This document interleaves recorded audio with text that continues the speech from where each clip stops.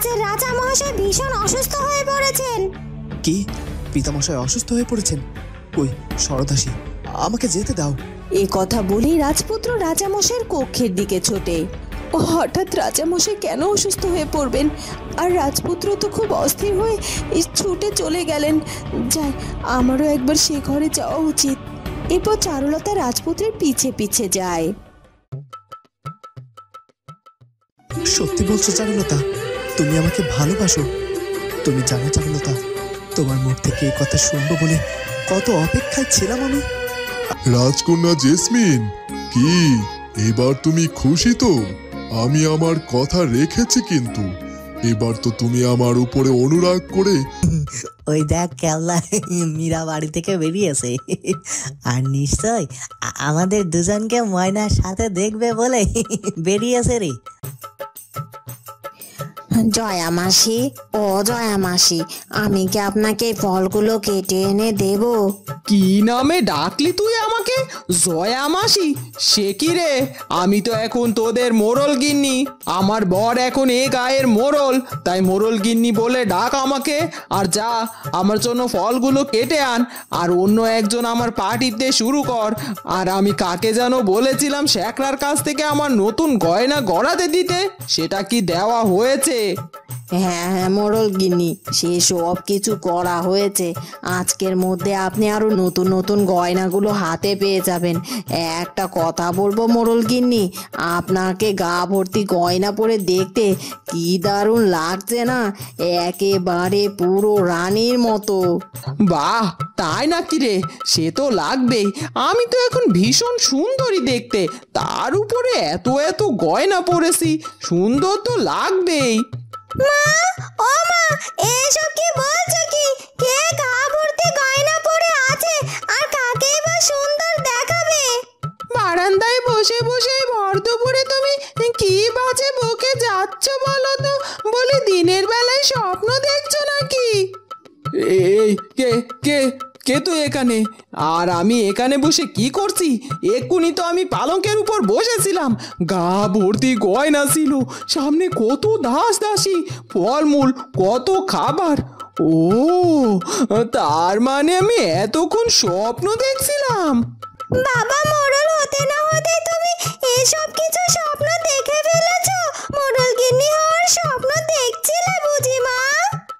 তাই হবে হয়তো, কিন্তু সে যাই হোক, এটা তো আর দুদিন বাদে সত্যি হবে বলতো? তোর বাবা যখন গায়ের মোড়ল হয়েছে, তবে আমি তো মোড়ল গিন্নি হবই, আর আমার গা ভর্তি ওই মোড়ল গিন্নির মতো গয়না গাটিও থাকবে, বুঝলি তো? আর তুই চিন্তা করিস না, এবার তোর বিয়েটাও আমি ধুমধাম করে দেব, অনেক গয়না দেব, বুঝলি তো? আর হয়েছে আমার বিয়ে, আমাকে বিয়ে করার জন্য তো পাত্র আর খুঁজে পাওয়া যাবে না মা। যাকে আমার মনে ধরে তাকে কেউ না কেউ নিয়ে যায়। কেন রে, আবার কি হলো শুনি? কিছু না মা, তোমায় আর বলে কি হবে? তুমি তো এখন আর আমার কোনো কথাই রাখো না, সব সময় আমাকে উল্টো পাল্টা বকাঝকা করো, আর তাই আমার মনের কষ্ট মনেই থাক, তোমাকে না বলাই ভালো। এ কথা বলে মীরা সেখান থেকে চলে যায়।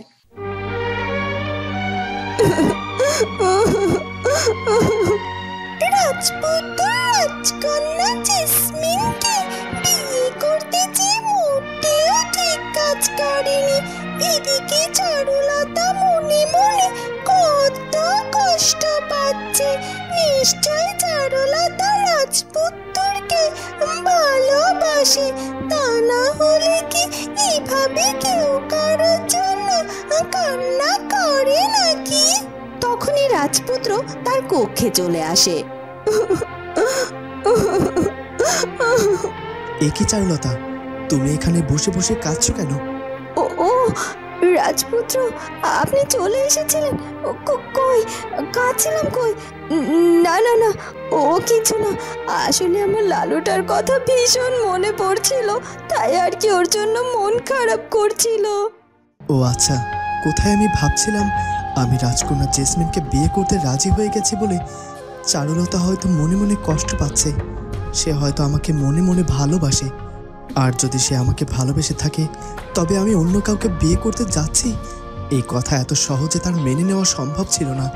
আপনি ঠিক সিদ্ধান্ত নিয়েছেন রাজপুত্র, আমি সবটাই শুনেছি। মহারাজকে সুস্থ করে তুলতে আপনি রাজকন্যা জেসমিনকে বিবাহ করার সিদ্ধান্ত নিয়েছেন। এতে করে আপনার আর আপনার রাজ্যের মঙ্গলই হবে। আর তাছাড়া আমি যে সত্যি সত্যি আপনার স্ত্রী নই, শুধু শুধু মিথ্যে সম্পর্ক বয়ে বেড়াবেন কেন আপনি? আপনি বরং সবাইকে সত্যিটা বলে দিন আর রাজকন্যা জেসমিনকে বিবাহ করে সুখে শান্তিতে সংসার করুন। আর আমাকে আপনাদের রাজ্যে শুধুমাত্র একটু মাথা গোছা ঠাঁই দিলেই চলবে। আপনার রাজ্যের দাসী হয়ে আমি বাকি জীবনটা কাটিয়ে দিতে পারবো। বাচারুলতা, তুমি নিজেই দেখছি অনেক সিদ্ধান্ত নিয়েছো, আমার তো আর বলার কিছুই রইল না। হ্যাঁ রাজপুত্র, এটাই তো সত্য, আর সত্য তো কখনোই চাপা থাকে না। আর তাছাড়া যা হবার সেটা তো সহজে মেনে নেওয়াটাই উচিত, তাই না? ও রাজপুত্র, আপনি আমাকে একটা সাহায্য করতে পারবেন? কি সাহায্য বলো চারুলতা। না না, আসলে আমি আসার পর থেকে আপনার এই কক্ষেই রয়েছি, কিন্তু আমার এখানে থাকাটা ঠিক বলে মনে হচ্ছে না। এ রাজ্যের দাস দাসীরা কোথায় থাকে, সেখানে আমায় একটু নিয়ে যাবেন? না মানে এখন থেকে সেখানে থাকতেই তো হবে আমাকে। আর রাজকন্যা জেসমিনের সাথে বিয়ে হলে নিশ্চয়ই আপনার এই কক্ষে চলে আসবেন তিনি, তাই আগে থেকে আমার সরে যাওয়াটাই ভালো। চারুলতা, তুমি আমার কাছে যা বলেছো, আমি তোমার মুখ থেকে এই কথা যেন আর শুনতে না পাই। আর আমি সিদ্ধান্ত নিব কখন কাকে কি বলতে হবে, তোমাকে নিজ থেকে কাউকে কিছু জানাতে হবে না। আর তুমি আমার কক্ষেই থাকবে ঠিক যতদিন না রাজকন্যা জেসমিনের সাথে আমার বিয়ে হচ্ছে। আমি চাই না আমার রাজ্যে তোমাকে দাসী হিসেবে পরিচিত করতে, তাহলে যে তুমি এই রাজ্যে টিকতে পারবে না। রাজকন্যা জেসমিন তোমার সাথে এতটা খারাপ ব্যবহার করবে সেটা তুমি ভাবতেও পারছো না। সেই যে তার রাজরথে ছোঁয়া লাগাই তোমার সাথে যে ব্যবহার করেছিল, সে কথা কি তুমি ভুলে গেছো? কিন্তু রাজপুত্র। কোনো কিন্তু নয় চারুলতা, তোমাকে আমি আমার রাজ্যে আমার স্ত্রী হিসেবে পরিচয় দিয়েছি, আর সেটা এত দ্রুত সবার সামনে মিথ্যে প্রমাণ করো না। তুমি আমার স্ত্রী পরিচয়ে আমার কক্ষেই থাকবে, আর আমি এটাই চাইবো। এ কথা বলে রাজপুত্র তার কক্ষ থেকে বেরিয়ে যায়।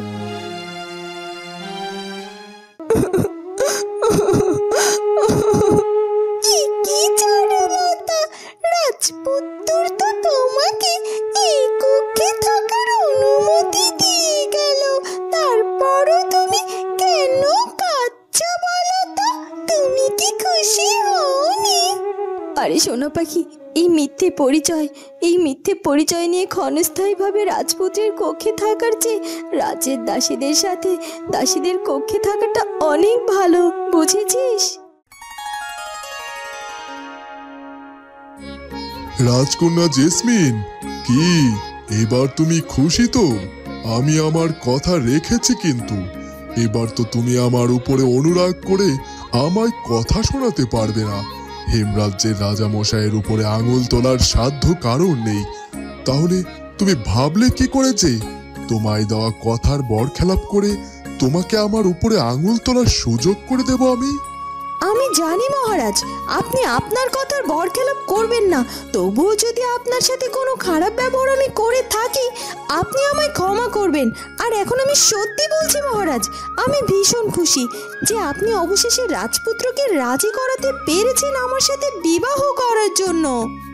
আমি চাই এভাবে সারা জীবন হাসি খুশি থেকো রাজকন্যা জেসমিন, কিন্তু তোমাকে যে জীবনের শুরুতেই সতীনের ঘর করতে হবে এটা কিন্তু সহজ কথা নয়। অনেক ভেবে চিন্তে তবে সংসার করতে হবে তোমাকে। তুমি চিন্তা করো না পিসিমা, ওই চারুলতার সাথে বোঝাপড়াটা আমি না হয় বিয়ের পরেই করে নেব। ওকে আমি আমার জায়গাটা ঠিক বুঝিয়ে দেব। ও আমার কথা তো দূর, রাজপুত্রের দিকে চোখ তুলেও তাকাবার সাহস পাবে না। তোমার উপরে আমার ভরসা আছে রাজকন্যা জেসমিন, তুমি সব কিছু জয় করতে পারবে আর রাজপুত্রের মনটাও জয় করতে পারবে। কিন্তু দাদা, তুমি কোনো কথা বলছো না কেন? তুমি কি রাজকন্যার বিবাহতে খুশি হওনি? না না, তেমন কিছু না। তোমরা সবাই মিলে সিদ্ধান্ত নিয়েছো, এখানে আমার কি বলার? এখানে আমার আর বলার কিছুই নেই। তবে সবটা ভালো হলে ভালো।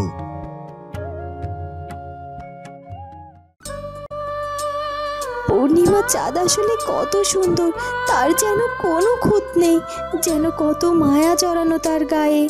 হ্যাঁ চারুলতা, ঠিক তোমার মতো। তুমি তো এক পূর্ণিমার চাঁদ। সত্যি বলছো রাজপুত্র? চারুলতা, তুমি তো আমার কাছে পূর্ণিমার চাঁদ। ওই আকাশের চাঁদের গায়ে খুঁত থাকতে পারে, কিন্তু আমার চোখে তোমার যেন খুঁত নেই। তুমি যে আমার জীবনে, আমার চোখে দেখা সেরা সুন্দরী, যেন এক অপরূপ অপ্সরী। তোমার মুখে এসব কথা শুনে আমার যেন বিশ্বাসই হচ্ছে না। আমি কখনো নিজের মুখখানা আয়নায় ভালো করে দেখিনি রাজপুত্র, তবে আজ তোমার চোখে আমি আমায় দেখতে পাচ্ছি। সত্যি আজ আমার মনে হচ্ছে আমি পৃথিবীর সব থেকে সুন্দরী আর সুখী মানুষ। তবে আমার এই সৌন্দর্যে সবই যেন তোমারই অবদান রাজপুত্র।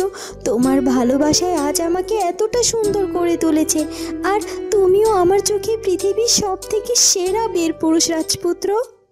সত্যি বলছো চারুলতা? তুমি আমাকে ভালোবাসো? তুমি জানো চারুলতা, তোমার মুখ থেকে এই কথা শুনবো বলে কত অপেক্ষায় ছিলাম আমি যে তোমাকে অনেক ভালোবাসি চারুলতা। তোমাকে সারা জীবনের জন্য আমার করে রেখে দিতে চাই। তোমার জায়গা কাউকেই দিতে চাই না, কাউকেই না। রাজপুত্র, রাজপুত্র, এই রাজোদ্যানে তুমি কি করছো? তোমার কক্ষে যাবে না? কে? সোনা পাখি, তুই এখানে? হ্যাঁ, এই এত রাত হয়েছে, তুমি এখনো নিজের কক্ষে যাওনি বলেই তো আমি তোমাকে খুঁজতে খুঁজতে এখানে চলে এলাম। ও আচ্ছা, অনেক রাত হয়ে গেছে বুঝি। এখানে দাঁড়িয়ে দাঁড়িয়ে চোখটা লেগে আসছিল, কখন যে এত রাত হয়ে গেছে আমি বুঝতেই পারিনি। চারুলতা কোথায়? সে কক্ষে আছে তো? হ্যাঁ, চারুলতা তোমার কক্ষেই আছে চারুলতা, কিন্তু সেও তো এখনো ঘুমোয়নি। তুমি কক্ষে ফিরে যাওনি বলে। রাজপুত্র, কক্ষে চলো তোমার। ও আচ্ছা, চারুলতা তো তার কক্ষে রয়েছে। আর এতক্ষণ আমি কি সব স্বপ্ন দেখছিলাম তাকে নিয়ে। আসলে আমার মনে যা ঘুরপাক খাচ্ছে তার তো কিছুই হবার নয়, তবে শুধু শুধু এগুলা নিয়ে ভাবনাটাই কেন। চল সোনা পাখি। এরপর রাজপুত্র সোনা পাখিকে সঙ্গে করে তার কক্ষে যায়। কক্ষে গিয়ে দেখতে পায় চারুলতা মেঝেতে বিছানায় করে ঘুমিয়ে আছে। সকাল হয়ে যায়। শুনুন রাজা মশাই, একেই আপনার মধুপুর রাজ্যে ফিরে যাওয়ার তাড়া আছে। তার উপর রাজকন্যা জেসমিন ও রাজপুত্র অরুণের বিবাহ অনেক বাধা এসেছে, তাই আমি আর দেরি করতে চাইছি না। কালই রাজকন্যা জেসমিন ও রাজপুত্র অরুণের বিবাহটা সেরে ফেলতে চাইছি। হ্যাঁ রাজা মশাই, সেটাই ভালো। বিয়েটা মিটে গেলেই আমি আমার রাজ্যে ফিরে যেতে পারি। বেশ, তাহলে আমি রাজপুত্র ও রাজকন্যার বিবাহের তোড়জোড় শুরু করে দিতে বলি। রাজমন্ত্রী, বিয়ের আয়োজন করো। কালই রাজপুত্র ও রাজকন্যার বিবাহের অনুষ্ঠান অনুষ্ঠিত হবে, আর গোটা রাজ্যবাসীকে সেখানে আমন্ত্রণ করে দিও। ঠিক আছে মহারাজ। এরপর হেমরাজ্যে বিয়ের ধুম পড়ে যায়। রাজপুত্রের বিয়ের আয়োজনে গোটা হেমরাজ্য সেজে ওঠে। যাক বাবা, এতদিনে মনের ভেতরটা বড্ড শান্তি লাগছে। রাজপুত্রের পছন্দ করে নিয়ে আসা ওই মেয়েটির সঙ্গে রাজপুত্রের বিয়ের অনুষ্ঠান হতে যাচ্ছে। আমরা সবাই খুশি মনে পেট ভরে রাজপুত্রের বিয়ে খেতে যেতে পারবো। আর ওই রাজকন্যা জেসমিনের সাথে যদি রাজপুত্রের বিয়ে হতো, তাহলে তো আমি রাজপুত্রের বিয়ে খেতে কিছুতেই ওই রাজবাড়িতে যেতাম না। ঠিকই বলেছো তুমি বুড়িমা, আমিও রাজবাড়িতে বিয়ে খেতে যেতাম না রাজপুত্রের সাথে ওই রাজকন্যার বিয়ে হলে। সবটা কেমন যেন স্বপ্নের মতো লাগছে। এত তাড়াতাড়ি যে সবটা হাসিল করতে পারবো সেটা তো আমি ভাবিনি। কাল থেকে আমি হেমরাজ্যের রানী হয়ে যাব, তারপর শুরু হবে আসল খেলা। সবার প্রথমে তো ওই চারুলতাকে আমি রাজপুত্রের কক্ষ থেকে দূর দূর করে বের করে দেব। এই রাজকন্যাটা মনে মনে কত শয়তানি। আর এ যদি রাজপুত্রের বউ হয় তাহলে আমাদের দাসীদের কপালেও কষ্ট আছে দেখছি। জ্বালিয়ে পুড়িয়ে অঙ্গার করে দেবে এই রাজকন্যা আমাদেরকে। আর ওদিকে ওই চারুলতা নামের মেয়েটি, মানে নতুন যুবরানী, কত নরম মনের মানুষ। ইস, এই রাজকন্যার সাথে রাজপুত্রের বিয়েটা যে কেন হচ্ছে? হে বিধাতা, তুমি এই বিয়েটা যে করে হোক আটকানোর ব্যবস্থা করো। রাজপুত্রের সঙ্গে রাজকন্যা জেসমিনের বিয়ে হয়ে যাবে, বেশ ভালোই হবে। কি বলি সোনা পাখি? চারুলতা, তুমি যা বলছো মন থেকে বলছো তো? রাজপুত্রের সাথে রাজকন্যার বিয়ে হলে সত্যি কি ভালো হবে? কেন হবে না? রাজপুত্রের সাথে তো একটা রাজকন্যার বিয়েই মানায়, তাই না সোনা পাখি? তুমি ভুল ভাবছো চারুলতা। রাজকন্যা হলেই যে রাজপুত্রের সাথে বিয়ে হবে তেমনটা তো নয়। আর রাজকন্যা ভালো মনের নাকি খারাপ মনের সেটাও তো দেখতে হবে, তাই না? এই সব কিছু রাজপুত্র বুঝে নেবে। রাজপুত্রের সিদ্ধান্ত দিয়েই তো রাজকন্যার সাথে তার বিয়ে হচ্ছে, তাই তো বিয়ের আয়োজনও হতে যাচ্ছে। রাজপুত্র নিরুপায় হয়ে এই সিদ্ধান্তটা দিয়েছে চারু। তুমি তো সব জানো, কিন্তু তোমরা দুজনে কেউ তোমাদের মনের কথা কাউকে জানাচ্ছ না। এটা কিন্তু মোটেই ঠিক নয়। তোমার মনে যদি রাজপুত্রের জন্য কোনো ভালোবাসা থেকেই থাকে তবে তোমার উচিত সেটা রাজপুত্রকে জানিয়ে দেওয়া। না রে সোনা পাখি, এখন যে আর সেই সময় নেই। যাই, আমি একটু বাড়ির বাইরে গিয়ে এদিকে ওদিকে ঘুরে দেখে আসি। নিশ্চয়ই কোথাও না কোথাও ভ্যাবলা আর ক্যাবলার সঙ্গে ময়নাটাকে দেখতে পাবো। ওদের প্রেমটা তো এখন জমে ক্ষীর। ওরা নিশ্চয়ই আগানে বাগানে বসে প্রেম করছে এখনো। এ কথা বলে বাইরে বেরিয়ে পড়ে। ওই দেখ কেবলা মীরা বাড়ি থেকে বেরিয়েছে। আর নিশ্চয় আমাদের দুজনকে ময়নার সাথে দেখবে বলে বেরিয়েছে রে। আমরাও সামনে দিয়ে ময়নার গল্প করতে করতে ময়নার কাছে যাই। হ্যাঁ চল। আজ ময়নাটা ভীষণ রাগ করেছে রে কেবলা। অনেকটা দেরি হয়ে যাচ্ছে। চল চল, দ্রুত চল। ঠিকই বলেছিস তুই ভাবলা, ময়না বোধহয় অনেকক্ষণ ধরে জঙ্গলে আমাদের জন্য অপেক্ষা করছে রে। চল চল, শীঘ্রই চল, গিয়ে ওর রাগ ভাঙাতে হবে যে। ভ্যাবলা ক্যাবলা মীরার সামনে দিয়ে হেঁটে যায় ময়নার সাথে গল্প করতে। বন্ধুরা, কি হতে চলেছে এরপর সেটা জানবো আমরা চারুলতা গল্পের পরবর্তী পর্বে। আর আমাদের আজকের ভিডিওটি ভালো লাগলে অবশ্যই আমাদের চ্যানেলটিকে সাবস্ক্রাইব করে দিও। দেখা হবে পরের পর্বে। ধন্যবাদ।